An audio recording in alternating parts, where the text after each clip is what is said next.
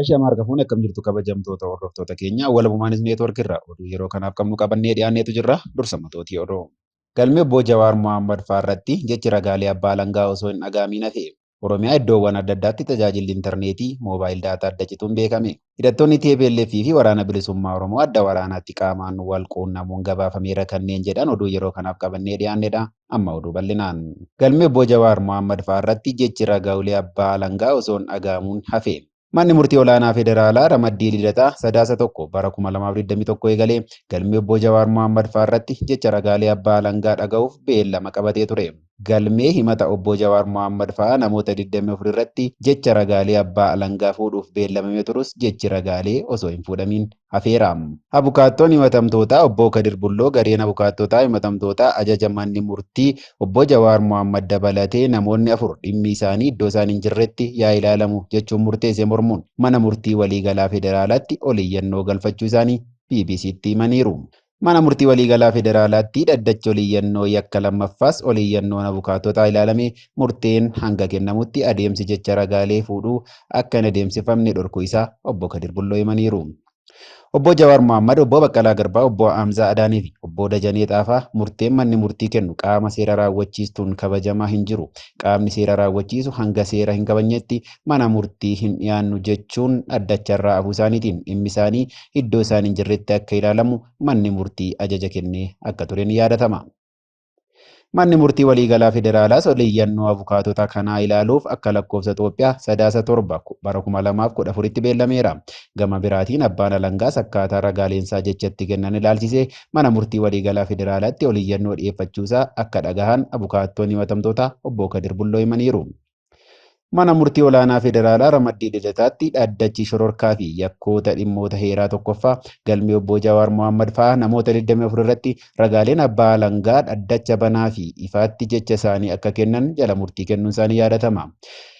Ji'a waxabajjii bara 2020 keessa ajjeechaa artist Hacaaluu Hundeessaa booda kan qabaman obbo Jawaar Mohaammadii fi namoonni galmee isaanii keessatti argaman kanneen biroon labsii yakka shororkeessummaa ittisuu fi to'achuuf ba'e, labsii yakka telekoomii, labsii bulchiinsaa fi to'annoo meeshaa waraanaa fi seera yakkaa biyyattii keewwata garaagaraa darbuun ture kan himatamani. Manni murtii olaanaa federaalaa himataawwan labsii bulchiinsaa fi to'annoo meeshaa waraanaa wal qabatan ja'a akka addaan citan murteessuu isaanii yaadatama. Obbo Dajanee Guutamaa, Dr. Biraana Masqal Abbabaa Sanyii fi Dr. Tsaggaayee Raggaasaa Raarsaa namoota biyya keessa hin jirree fi galmee obbo Jawaar Mohaammed fa'aa keessatti himatamanidha. Oromiyaa iddoowwan adda addaatti tajaajilli intarneetii moobaayil daataa addaan cituun beekame. Oromiyaa iddoowwan adda addaatti tajaajilli intarneet moobaayil daataa akka adda cite jiraattonni BBC'tti himan. Akka lakkoofsa Itoophiyaa onkoloolessa 21 bara 2014 guyyaa waaree booda sa'a 8 irraa eegaluun addaan kan cite tajaajilli intarneetii kun magaalota akka Adaamaa, Hararii fi magaalota naannawaa Finfinnee jiran keessatti sa'aatiiwwan muraasaan booda deebi'uunsa gabaafameera. Tajaajilli intarneetii moobaayil daataa kun Oromiyaa iddoowwan kaanitti deebi'us magaalota sulultaadhaa hanga qarree go'aa jiranitti ammalleen akkuma badeetti akka jiru maddi keenya jiraattota naannicharraa bilbilaan qulqulleeffateera. Magaalota akka Amboo fi Naqamteettis ciccitiinsi tajaajila intarneetii moobaayilaa kun akka jiru jiraattonni magaalaan kanneen himaniiru. Mootummaan iddoowwan diddaan uummataa fi sosochiin hidhattoota waboo jirutti tajaajila bilbilaa fi intarneetii adda kutuun yeroo hedduu kan mul'atu yoo ta'u, ji'oota duras tajaajilli intarneetii kun godinaalee Wallaggaa Afran keessaa adda citee akka ture ni yaadatama. Tajaajilli intarneetii moobaayil daataa amma magaalota Oromiyaa adda addaa keessa adda cite kun sababni isaa maal akka ta'e mootummaan jiraattotaaf ibsuurraa kan of qusate yoo ta'u, gaaga'ama siyaasaa biyyattiitti babal'achaa jirurraa ka'uun tarkaanfiin kun akka fudhatame jiraattonni himaniiru. Mootummaan rakkoo ofiisaatii uumeen biyyattii jeequmsa siyaas-dinagdee keessatti kan kuffise yeroo adda addaatti tajaajila akka intarneetii, bilbilaa, ibsaa fi geejibaa addaan kutuun jiraattota dararaa jiraachuu yeroo adda addaa gabaasuun keenya ni yaadatama. Hidhattoonni TPLF fi waraana bilisummaa Oromoo adda waraanaatti qaamaan wal quunnamuun gabaafame. Ji'oota dura paarlamaa Itoophiyaa dhaabbilee shororkeessoo kan jedheen TPLF fi waboon bulchiinsa mootummaa Abiyyi kuffisuuf waliin hojjechuuf kan walii galan yoo ta'u, waraanni isaanii qaamaan walitti dabalamuu immoo TPLF beeksiseera. Dubbimaan TPLF obbo Geetaachoo Raddaa hidhattoonni isaanii waraana bilisummaa Oromoo waliin qaamaan wal quunnamuu isaanii miidiyaaleetti himaniiru. Obbo Geetachoon kana kan jedhan humnoonni isaanii magaalaa Dassee fi Kombolchaa kan Finfinneerraa fageenya kiiloomeetira 350 ta'u irratti argaman to'achuun isaanii fi gara naannoo Amaaraa bulchiinsa addaa saba Oromootti imala eegaluun isaanii erga gabaafame akkasumas waraanni bilisummaa Oromoo waboon zoonii Walloo keessa socho'u magaalota tokko tokko kan godina Kamisee to'achuusaa erga ibsee booda ture. Hoogganaa waboo olaanaa kan ta'e Kumsaa Dirribaa kan maqaan qabsoo Jaalmarroo jedhamuun beekamu ammoo sadaasa tokko 2021 BBC'tti yoo dubbatu humnoonni lamaan guyyoota dhufan keessatti waliin ta'anii humnoota mootummaa waraanuu akka eegalan dubbatee ture. Ajajaan olaanaa waboo kun faayidaa Oromoo akka hin shiramnetti TPLF waliin diina waloo isaanii kuffisuu waliigaltee irra gahu miidiyaaleef ibsee turuu gabaasuun keenya ni yaadatama. Itti dabaluunis dhiyoo kana duula waraanaa sirna bilxiginnaa irratti eegalaa akka jiranis himaniiru. Ajajaan waboo obbo Kumsaa Dirribaa turtii BBC waliin taasisan loltoonni garee isaa lixa giddugalaa fi kibba Oromiyaatti magaalota hedduu to'achaa akka jiranis himeera. Duula isaanii kana keessatti humnoonni mootummaa lola jabaa osoo hin godhin duubatti deebi'aa akka jiranis dubbateera. Naannolee amma waboon to'atee jiru keessatti rakkoon tajaajila bilbilaa fi intarneetaa akka jiru jiraattonni mirkaneessaniiru. Gareen lamaan duulli isaanii gara magaalaa guddoo Finfinnee ta'uu fi bulchiinsa bilxiginnaa sirna nafxanyaa leellisuu kuffisuu akka ta'es mirkaneessaniiru. Egaan kabajamtoota hordoftoota keenya oduu yeroo kanaaf qabnu sangammaa ture qophiilee walabummaa niwuz neetwoorkii hafan waliin turtii gaarii jenna. ተወልጄ ያደኩ ጎንደር አርባያ በለሳቢ ከተማ እድሜ 16 ነው። እኔ የገበሬ ልጅ ነኝ። አባቴ ገበሬ ነው፣ ግን ትምህርት እማራለሁ። እዛ ወደ ውትድርና ስንገባ መጀመሪያ ስራ እንዳለ ነበር የተነገረን። ስራ እንዳለ ነው የተነገረን። ከዛ ስንመጣ አመጣው ማሰልጠኛ ጣሉ። ከማሰልጠኛ ሰለጠን በኋላ ወደ ጦርነት ምናምን ተባልን። የሚያመልጥ ሰው ሲመታ ነበር። እዛ ማምለጥ አልቻልንም።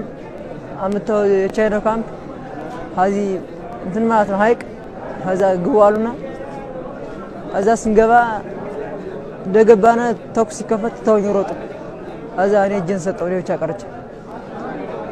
እሺ እናቴ የሸወርቅ አበራ፣ አባቴ ጌጡ ከበደ። በቃ ደህና ነኝ በህይወት አለሁ፣ እጄን ሰጥቻለሁ፣ ደህና ነኝ በህይወት አለሁ፣ አልሞትኩም፣ አታስቡ። ለምጣሁን حفظ مرت نسال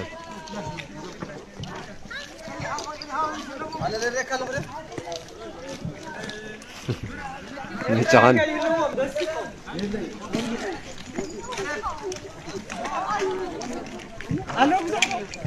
يوه شي جدنا يوه እንትን ካለ ኢንተርቪው ለማድረግ ነው ለሌላ እንዳይመስላችሁ ምንም ችግር የለም እናንተ ራሳችሁ ስለወጣችሁ ማንም የሚያስጨንቃችሁ ነገር የለም እኔ አማራጭ ስለሆንኩ እንትን ይሆናል እንትን ካላችሁ ምንም ነገር በዚህ መስጋት የለባችሁ ለማድረግ ነው ኢንተርቪው ለማድረግ ነው እንጂ ምንም የሚያስጨንቃችሁ ነገር የለም نعم አሁን ማን ነው ባላህ እንዛገት لكن يا مرة ليلى كويس ماشي شانطة زنقوا لزاو حتى شانطة ولا تايران غور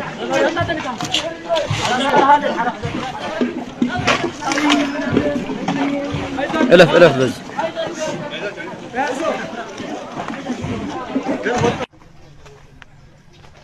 كل بام يسمروا حتى سيكون እሺ እንኳን በሰላም መጣችሁ። ባለ ማረግ አለ እዚህ ማረግ ያለ የለ የት አንተ እሺ አንተ ሌላስ ሌላ እንጂ ከሱ ብቻህን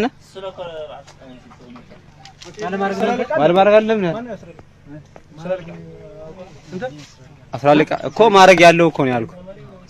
ሌላስ አንተስ ሰርቀና ሌላ አስራልቃ ወይ አይደለም። አስማው ደሳላ ይባላል። ዙሪያው በመጀመሪያ ላይ ከዛ ባለንበት ቦታ ላይ ያው ግቡ ተባልና 15 ቀን ሰልጥናችሁ ትመለሳላችሁ ወደ ቦታችሁ የትም ቦታ አከዱም ምንም ነገር የለም ተባልና ያው ጋፋው ወሰዱን ባለንበት በመጠጣበትም እየለቀሙ ባለንበት እየለቀሙ ያው ኑቶሎ ተብለን ሀርን 15 ቀን ቀርቶ 10 ቀን በላይ እየሰለጠነ የለም ወሰዱን። ከዛ ወደ ሀገራችን የምንመለሰው ስንባል ወደ ሀገር መመለሳችንም ወደዛ ተሪያላችሁ ትቀላቀላላችሁ ወደ ነባሮቹ ተባልነ። ስንሄድም ነባርም የለ አለፋለፍናቸው ነባርም የለ ያው እንደኛው አዲስ ነው ያው ዝሮ ዝም ብለን ኖርነ። ሌላ ቦታም ውጊያም ገብተን አናውቅም። ትናንትና ለመጀመሪያ ገባን። ያው አንድ ሻምበልና ለመጀመሪያ ገባን። ስንገባም 50 ሜትር የሚሆነው የቀረው ከዚያ በላይ ያው ትንሽ እጅ ሰተ ድንሰጥ ሙጫ ቀርቶን ያው እኛ ይሽሸን ተቆርጠን ያደርነው ይሽሸን እያለ ተቆርጠን ያደርነ ስንሸሽ ቅብ አገኘናቸው። ድንገባ ሙጫ ሲቀር ከወር ላይ አንድ ጥይት ተሻለ። ያው ያለቀው አለቀ የተረፈን ተርፈን መጣን። ከዚህ ያው የፊቶቹ እንግዲህ ልዩ ኃይሎችና የፊቶቹ ያሉት እንግዲህ የሰሩት ስራ ሊኖር ይችላል። መቼም አንዱ በሰራ ሁሉ ስለሚወቀስ ነው እንጂ እኛ ያው ተጠርጎ የመጣ ነገር ነው። ዝሮ አድርጃለሁ ብለም ምንም ሆኖ ነገር ስለገባውበት ምንም ሆኖ ነገር ስለሌለኝ የኛ እንደዚህ ነው። ስታውም ገብተናና ለመጀመሪያ ጊዜ ገባን። ያው የሞተ የተመታው ተመታ። እኛም እጅ ሰጠን። ያው ሰተንስ ተመሳሳይ ወደዚህ መጣን። ወደ አማራ ልዩ ኃይል ገባ አልፈለኩም። ሚኒሻም ሆንክ መከላከያም ሆንክ ልዩ ኃይልም ሆንክ ወደዚህ ሄደህ ባለው ነገር ውጊያም ሆነ ባለው ነገር ትቀላቀላለህ። ሚኒሻም ሆንክ ልዩ ኃይልም ሆንክ ስል አይ ሚኒሻ ሆነ መከላከያም ሆነ ቢያንስ ሚኒሻው ደሞዝ ላይኖር ይችላል እንግዲህ ዝሮ ባለው ነገር ዝም ብለ ወደ ልዩ ኃይል ቀላቀል የሚለው ነው እንጂ እኛ በሚኒሻ ሰልጥናችሁ ሚኒሻም ሆነ መከላከያም ልዩ ኃይልም ሆነ ከዚህ ውጭ አከዱም ተሪያላችሁ ወደ ጦርነቱም ሆነ ወደ ምን ተሪያላችሁ ስለነ አይ እንግዲህ ዝም ብዬ ወደ ልዩ ኃይል ተመዘገብኩ እንጂ ሌላ አላማ የለኝም። እና ልዩ ኃይልነት ስለነበርኩኝ በቃ በመከላከያ ሲደረግ የነበረው ስራ ልዩ ኃይሉ ይመታ ነበረ ከኋላ የሚያፈገፍጉትን። ይሄ እውነታው ነው፣ ማንኛውም ሰው ያውቀዋል። ልዩ ኃይልም አማራውም ማንኛውም ያውቀዋል። ከኋላ የሚያፈገፍጉትን ሲመታ ነበር። ሚኒሻም እንደዛው። ይሄ ነገር ዜጋን መምታት የለብንም። አንድ ሆነን አንተን ካልን የራሱን ዜጋ እንዴት ይመታል? ብዙ ሰዎች አልቀዋል። አሞራ እየበላቸው ውሻ እየበላቸው ጅብ እየበላቸው ነው ያለው በቃ